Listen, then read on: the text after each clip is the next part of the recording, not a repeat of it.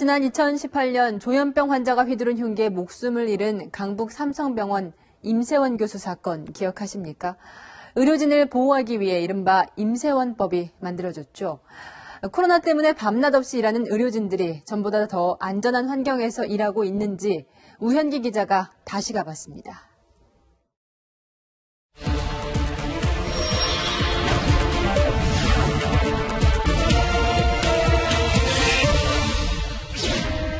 임세원 교수가 진료실에서 다급히 뛰쳐나오고 흉기를 든 남성이 뒤쫓아 나옵니다. 자리를 피하던 임 교수는 멈춰서 뒤를 돌아보며 직원들에게 대피하라고 손짓했는데 결국 뒤쫓아온 남성이 휘두른 흉기에 변을 당했습니다. 남성은 뇌 속에 폭탄이 심겨졌다는 망상에 사로잡힌 조현병 환자였습니다. 사건이 발생했던 강북 삼성병원입니다. 지금은 3층에 있던 진료실이 이렇게 5층에 새로 자리 잡았는데요. 의료진 안전을 위해서 어떤 조치들이 이루어지고 있는지 확인해 보겠습니다. 보안 인력이 배치됐고 비상벨이 설치됐습니다. 비상벨은 무음인데 의사가 환자 모르게 누르면 보안실에서만 큰 벨소리가 울리게 됩니다. 무음으로 해야지. 저게 울리게 되고 그러면 여기가 다 당황스럽거나 이렇게 침착하게 대응이 안 됩니다.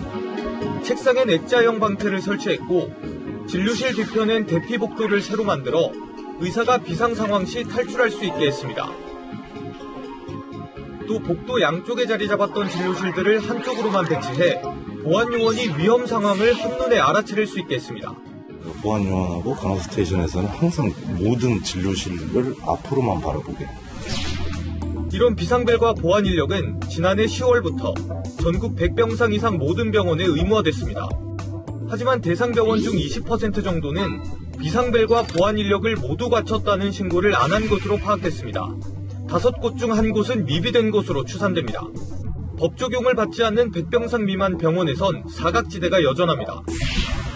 지난해 8월 부산에선 비상벨과 경호 인력이 없던 50병상 미만 정신과 병원에서 의사가 조울증 환자에 살해됐습니다. 여력이 없었죠. 경제적인 여력. 밤에 간호사들 혼자 두기가 좀 그렇잖아요. 국가가 밤에 당직도 많이 했었던 걸로 알고 있습니다. 보건복지부는 소규모 정신의료기관에도 안전기준을 적용해 나가겠다는 입장이지만 현재 코로나19 때문에 점검은 이루어지지 못하는 상황입니다. 체크하지 않고 그와 같이 준비되어 있지 않은 그런 병의원들이 2% 된다는 것은 돌이켜볼 문제가 있습니다. 대한신경정신의학회 측은 사회적 편견 때문에 환자가 치료 시기를 놓치는 게 더 큰 문제라고 지적합니다. 편견은 정신과 환자를 감추고 숨긴다고 해서 될 게 아니에요. 잘 치료되면 인권을 신장시키는 겁니다.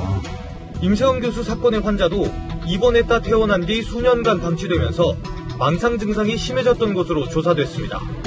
이 방치된 분들이 점점 늘어나니까 입원 과정에 사회적 판단이 있어야 이 문제가 근본적으로 해결된다. 다시 간다 우현기입니다.